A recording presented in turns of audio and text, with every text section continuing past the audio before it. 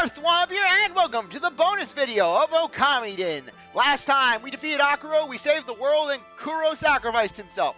Anyways, now we're going to show off the bonus content, starting off with gifts from Isshaku.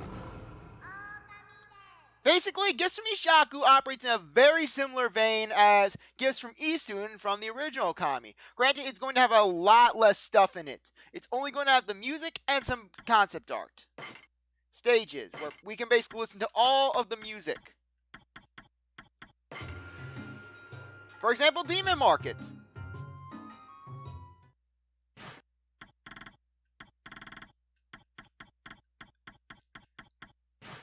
Events. You can listen to all the themes. I actually like this one. Darkness Returns. This is Akuro's theme that constantly plays with him around. Yeah, Akuro is the freaking voice that basically will haunt my dreams. I swear, I am probably never going to do that again. Because it was just so much effort just going through. It took me over 2 hours to go through all of Akuro's lines. I swear, just going around making sure it was all right. And then that doesn't even count for the editing that was involved with it. But still, I am actually really proud of that. Yeah, you get to hear that.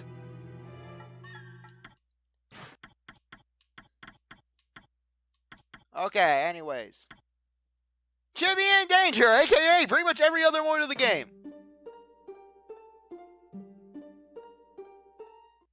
Yeah, basically that one. Other.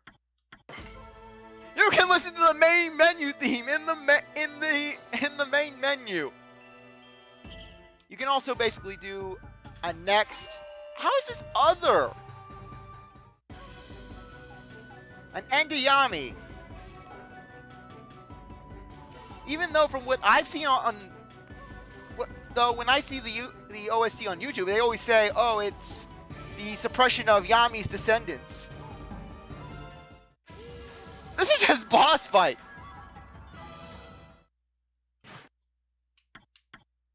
King Fury demise. Yeah. Freaking, we didn't get to hear this during the rematch against King Fury because, oh no, gotta have the standard boss theme. We can't have any epicness. No, because it's not like King Fury is pretty much the secondary antagonist of the game. The number 2. Heck, King Fury would have made a pretty good main antagonist. Instead of basically like, oh hey, here's Thanos' left nut going out for revenge. I swear, the thought of Akuro being Thanos' left nut. The left nut that has the Infinity Gauntlet. Dispatching Orochi. I love that they actually created a remix of Orochi's boss fight that I actually prefer slightly more than the main fight that you do against Orochi. Really, I like the faster tempo to it. And plus you can hear the bass a little more. Akuro's Trial. Basically, this is Akuro's boss theme right here. Kurow loses faith, which is pretty badass. Sounds like something you hear out of Pokemon Conquest. Basically, it's hard to appreciate the song when Kurow constantly is rushing at your ass with his swirly durl attack.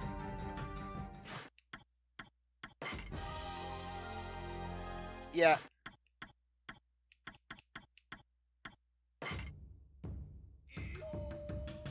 Yeah, I love how that's the final song. Anyways, let's look at the scrolls. New adventure. Basically, Chibitarasu and Kuni begin their adventure as Sakuya looks on and Akuro's in the background. Nap time. Sakuya watches over Kuni and Chibitarasu as they take a rest. Finding an imp. A Green Imp teams up with a Red Imp for a deadly attack. That Green Imp's looking to really paddle someone. That gets a paddling. Do it with Akuro. Chibitarasu and Kuni stand before the evil that is Akuro. Akuro kind of looks like Kermit. Flashback 1. The great goddess Amaterasu faces down the vile Orochi. Flashback 2. Ninetales fights Amaterasu under the assumed form of Priestess Rao. We're spoiling Okami now. Amaterasu running through the fields. Issun distributes hand-drawn pictures of Amaterasu to keep the faith alive. A rare shoot of Chibi looking serious. Chibi take it easily. Chibitarasu relaxing in a field. Chibitarasu on the move. Real Chibitarasu. A realistic-looking Chibitarasu. Kuni. Normal Kuni and Kuni attired in some legendary armor. Nanami. Nanami with her hair down, and Nanami while using the wet and dry jewels. Kagu. Kagu in her stage clothes and in her Miko dress. Kurow. Kurow is his normal carefree self, and Kurow after he turns to the dark side. Kurow when he dons some wings. Mambuku. Happy-go-lucky Mambuku with a full stomach. We don't care. We're not giving Mambuku 2 forms because he's not worth it. Rejuvenation Spirits. Yoyomigami Clan. Guiding Spirit. The Mishigami Clan. Power Slash. Tashigami Clan. Bloom Spirits. Hanagami Clan. Screw Hasugami. The Bakugami Clan. The Nuragami Clan. The Sutagami Clan. The Moagami Clan. The Kyokugami Clan. The Kazegami Clan. The Gekigami Clan. Why is it on its side? And that's everything. And that's everything in Issun specials. Anyways, I am going to cut to a portion of the game where I can actually show off battles and also the costumes. Anyways, cutting now. Okay, we're back. As you can see, we are in the very first battle of Okamiden. We are in the very first battle that we ever were in against those Green Imps. Anyways, things that carry over in your new game. Your praise, your ink pots, and your health. They all carry over. Same with your money. Your money carries over as well. However, your brush skills, obviously enough, do not carry over. Also, your items do not carry over. Basically meaning that your Holy Bonesses, you have to buy new items. Furthermore, your weapons do not carry over. And we actually have your demon parts also don't carry over. Your trinkets, though, do. Anyways, I'll show off these costumes later. Okay, anyways, first off. Providence Crystal. This is a new item that you get for completing the game. You just have to beat the game to get this. This was actually the divine instrument that Akuro was using in the final phase of the boss fight. Furthermore, now anyways, I'm going to show you what this thing does. It actually is very powerful, and it can basically launch a very strong attack. Yeah, I'm not reading that. Now you saw how much damage that did. This weapon cannot be upgraded. Furthermore, you can actually cycle between fire, lightning, and ice. Meaning that you can make yourself a source of them. And notice how powerful we were. That was the power of just that. You saw how powerful that was.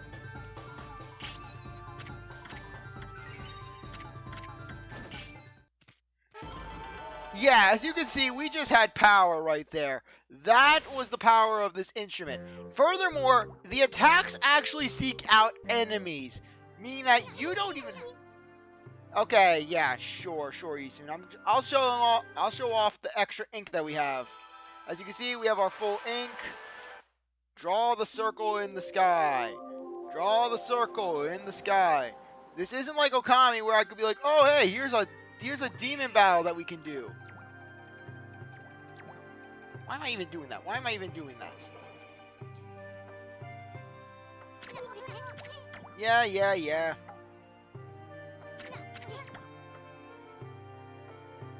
Issun, I know how to do it. I swear, why do they have to do this? Why do they have to do this when you just want to have fun?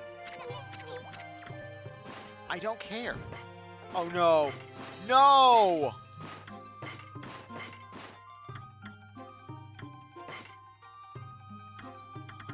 Well, that's embarrassing.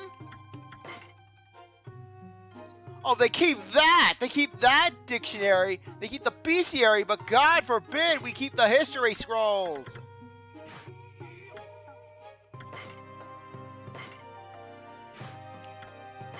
This is what we're keeping. Oh wait, never mind. Oh, come on! Well, it looks like I'm not reading these history scrolls. Essentially, the history scrolls were more or less just, oh hey, here's an Issun summary of Okami. Anyways, as you saw, outside the field, pretty far range, pretty powerful. Now, to show off the next one. Basically, string of beads. Basically, makes you invincible, makes it where your ink pots do not drain. For example, I could draw, yeah, that'll keep them full if I can't draw the sun in the sky. Basically, what would happen is, I would not lose ink. That's pretty much all it does. Now for one of the last things. Go into the key items, or, okay, we can't do anything there. Yeah, you saw earlier, okay. Yeah, if you go into the trinkets page 2, you can get some costumes. Basically, for completing the game, you get the Black Sun spell. Basically, this turns you into Dark Chibi, the final boss of the game that Dokuro assumed. Combine this with the Providence Crystal, which, by the way, you cannot upgrade the Providence Crystal. It only has one level, but it doesn't need multiple levels. It's already powerful enough. Now, let's go into trinkets. Artist spell. Here is an Isshaku costume.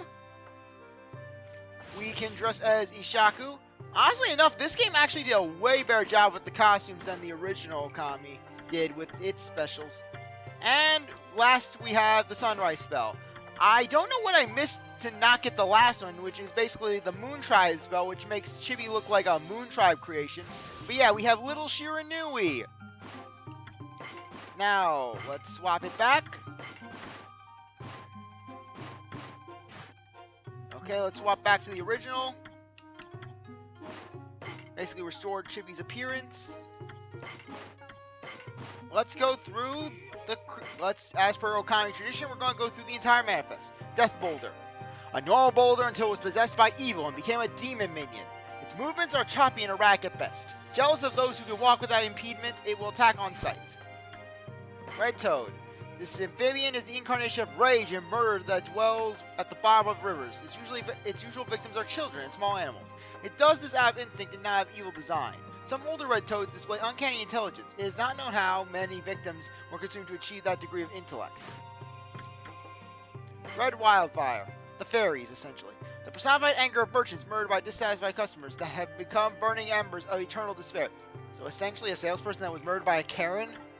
These spirits run around as if they were still hawking their wares. Despite these good intentions, their flames burn all who touch them. They are a favorite snack of the Witch Queen. White Toad, a toad species that lived in darkness and was possessed by evil. They are usually content to dwell in darkness until they encounter a being radiating the spirit of the sun, at which point they attack. Flame Boulder. These creatures were caught in a volcanic eruption filled with rage. The pain of being engulfed in flames led to their erratic movements. In an effort to end their torment, they lash at others. Their flames all set anyone on fire who comes into contact with them. Pot Fox.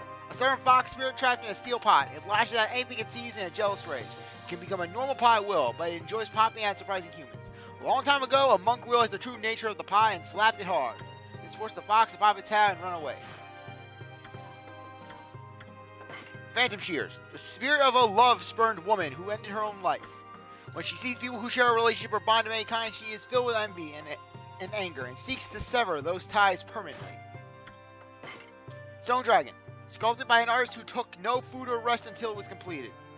All who fail to show it respect will be burned to a crisp with a cursed flame. Ice Boulder. Humans who no longer appreciate the bounty of the land will feel the cold rage that resides within these creatures. They can freeze a human to the core by brushing against them. Spark Boulder. Humans who no longer appreciate the bounty of the land will feel the stormy rage of 1,000 bolts of demonic lightning. These hunks of electrically charged dried lava will attack indiscriminately and give their victims the shock of their lives. Glow Dragon.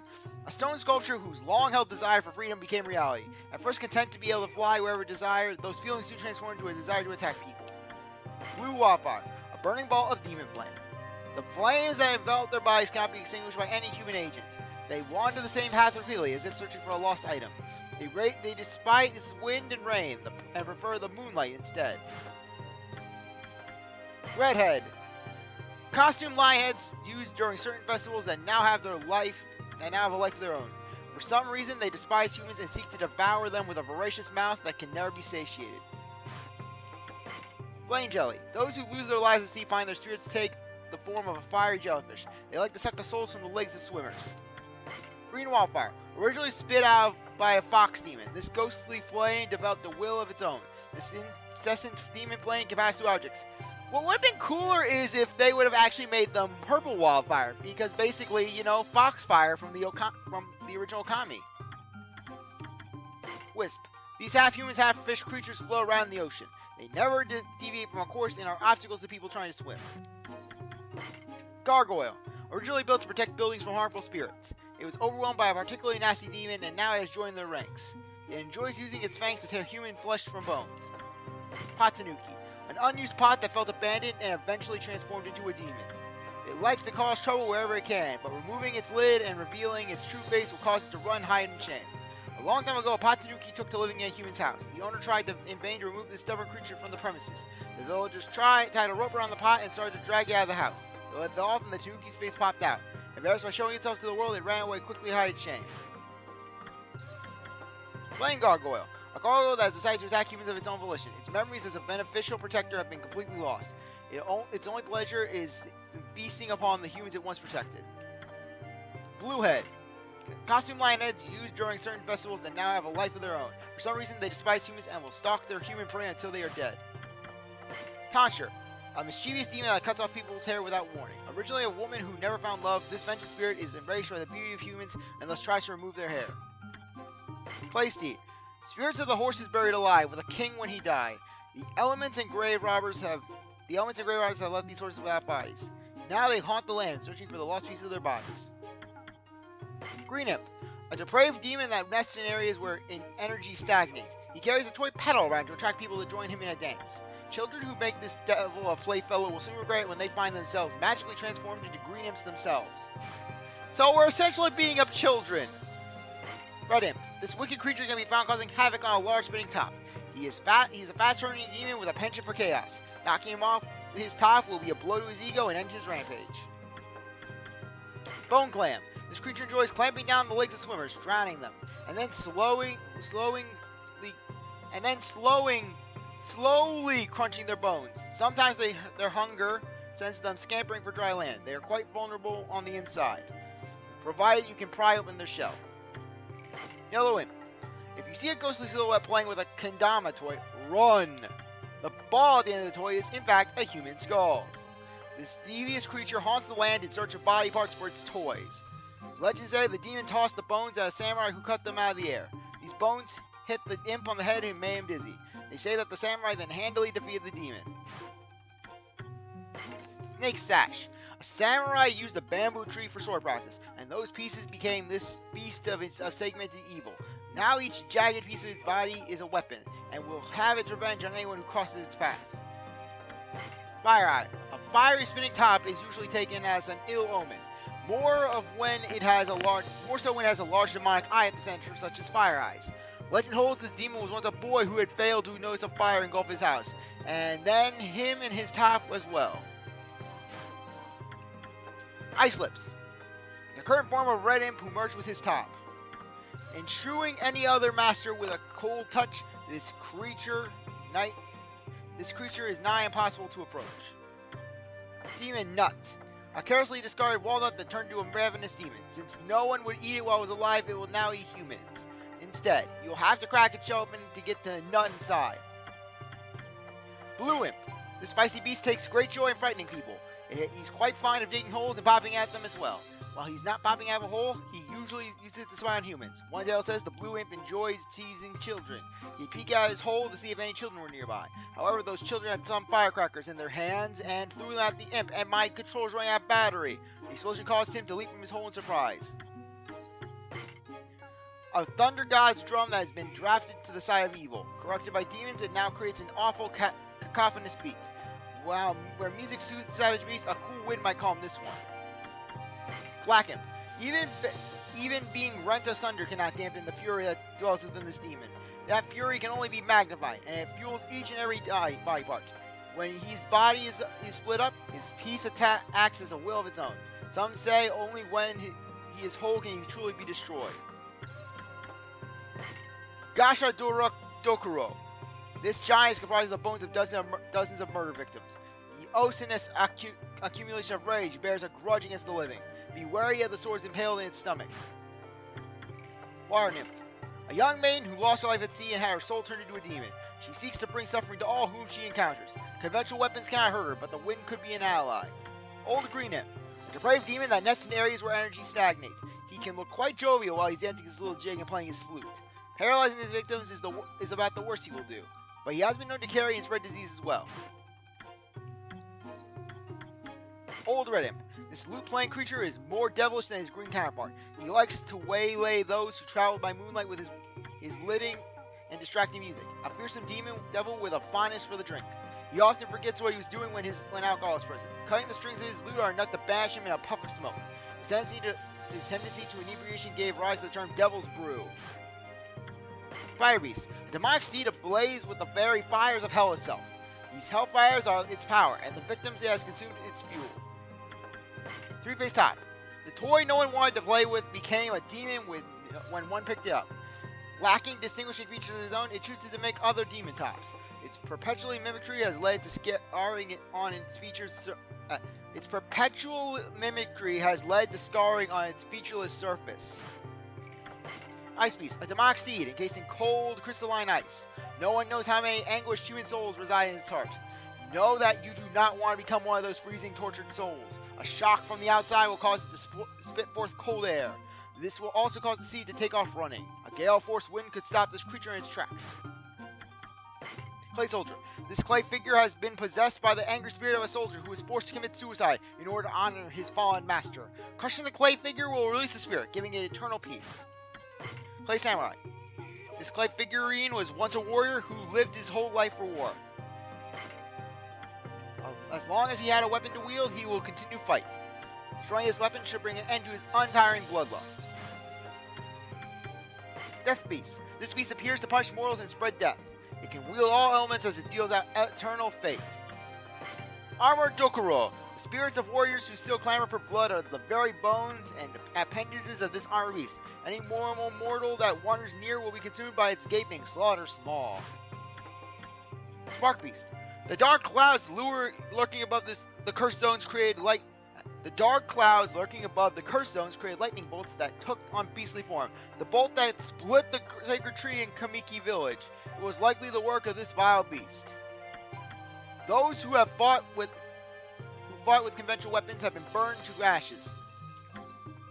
Its vision is not good, and a strong wind could trip it up. Sorry, I have something in my teeth. Master Anura. Master Anura is the most cowardly of demon toads, and the most power-hungry. The avaricious longing for power is what triggered the grotesque change to make him the fat overlord of all toads he is today. He fancies himself a singer, and can summon his minions with song. The large frill around his neck allows him to protect his dirges. Witch Queen. This is the iron-fisted ringleader of the demon market. Okay, got it out of my teeth at long last. Her silent, regal facade is not easy to maintain, as she is easily prone to anger. When she is enraged, her tantrums threaten to rend the ground itself. She will lash out at friend and foe alike, until her anger is dissipated. Woe to all who cross her path at the demon market. Bullhead. Believing himself to be a carp, his goal is to swim up a waterfall and become a dragon. At least according to the legend he believes. He uses his bullwhip-like whiskers and razor-sharp teeth to dispatch those who stand in his way. The bones of his victims can be seen caught on the barbs of his crooked tongue. Zen. This demon is the sum of all desires of failed actors throughout the years. He gives focus to those yearning in a dance of his own devising. Yes, I guessed right! Yes, I guessed right! I kind of figured. I just want to remember that, but yeah, I guess right. He has no use for those who don't appreciate his tempestuous efforts. However, his dance steals people's souls, so no one knows if he's actually talented. Rio. This demon is the sum of all those who lust after worldly pelf. At some point, this demon traded the pursuit of riches for human souls. He's always calculating the best way of luring new souls to his clutches, and will use any means he can to obtain them, including lending out souls in order to collect a fatally high interest. Renjishi. A gigantic puppet used by actors in their stage performances. It had the misfortune to become possessed by the spirits of Sen and Rio. Its dancing like sweeping movements are actually dangerous to behold. Only a Miko has the power to bring this oversized contraption to solace. Green Imp. This strange imp is a collector of beautiful things. Many imps depend on him for many things, and he enjoys a high degree of popularity among the females. His book on anti-aging tips has burned up the bestseller charts. Idarabotchi. There are many myths in Nippon of a giant that walks the lands. It is not a living being as such, but an invention of the Moon Tribe. Once it is set in motion, it will continue on its path of destruction until the beauty of Nippon is but a distant memory. King Fury. A city politician who worked for the sake of the people, but was brought down by political infighting. He never recovered from his betrayal, and died of grief and full of resentment. His anger brought forth a spirit that sought only revenge. Asteroidean. The resentment of all those souls lost to sea manifests itself as the boat-sized starfish. Avoid the foam it spews from its mouth and its long arms to protect yourself from being dragged to the ocean floor. Genji! This loathsome Lotharado loves all women and thinks they all love him. A demon gave life to the character created by the famous author Shibuki. Originally written as the perfect man, this Mr. Right went wrong. To the deterrent of all ladies in the world. Tenko's arch nemesis, Orochi. A giant snake imprisoned 100 years ago by Nagi and Shiranui. Its 8 heads are fire, darkness, water, wind, water, dark, lightning, light, poison, and earth. The great bell on its back can manipulate the soul of an offered sacrifice. Nagi was able to intoxicate each head with the help of the A purification sake. When Orochi fought back with water, the water was repelled. Then, when it sought to use lightning, it lost track of Nagi. Finally, as Nagi went to slay the beast, he was mysteriously protected from the poison and wind by a divine wind of unknown origin. Mizuchi, a dragon that protects the mystic amber in Orochi's ice room. Formerly the protector of a seaside village, he joined forces with Orochi when the village was raised in a war, and he abandoned hope in mankind. He froze himself in ice in order to become the eternal protector of the mystic amber. His nostrils, however, still remain active, and he will emerge from his icy hold if he gets a whiff of something delicious. Which explains how, basically, how Mizuchi actually arose from the ice right when we were walking by him. Sweet and sour. 2 cooks who prepared meals for Orochi. Their real names are Umami and Ig. They were considered to be without peer in the demon world, but now their status as Master Chef has come under threat from the humans. Sweet Umami has imbued her dishes with a secret liquid of her own concoction. What effect this has on the food it's prepared with is unknown, as Orochi is the only one who has tasted its culinary goodness. Which is kind of weird that basically Ig is the only one that appears in the original Okami, so it makes you wonder what happened to Umami. True Orochi. A more terrifying beast has never been depicted in the annals of history. True Orochi has 8 heads and 8 tails, and eyes that burn like hot coals. Legend has it that the mountain range of the same name was also called because of Orochi's massive size. Orochi's love for sake gave rise to the expression, drink like a snake. This was later softened to the less frightening fish. Kurow! Who looks like something out of a Hansel and Gretel book. This is Kurow in full battle mode. His wings allow him to fly where he pleases, or so he believes. His eyes burn with a passion and knowledge unknown to most humans. Akuro, Spirit. The spirit aggregate of all darkness that once claimed the fearsome Orochi as one of its vessels. As it lacks corporeal form, it spends most of its time seeking out a proper vessel, a being suffused with good and light. The vessel first needs to be bathed in the blood of Orochi. Only then will the being of light completely succumb to Akuro's power. And finally, Akuro and pissed off Kuni and Itegami. This is the ether that is Akuro made flesh, comprised of both the powers of light and dark. The light brings death, and the dark eats light. Okay. Okay, anyways, that is everything. Actually, no, before that. Let me just check the Antiques Guide. Because I think I may have actually missed something on the Antiques Guide. Yeah, I missed one treasure. No matter. Like I said, we missed out on a movie costume. No issue. Anyways, I really appreciate that you stuck around to watch this series. You're a great viewer, and I hope you come back for the next one. If you like this video, like, subscribe, comment, share, or do whatever you want. And with that, I'll see you for the start of my next Let's Play. The upload date of which will be listed in the description of this video. And with that, I'll see you later. Bye.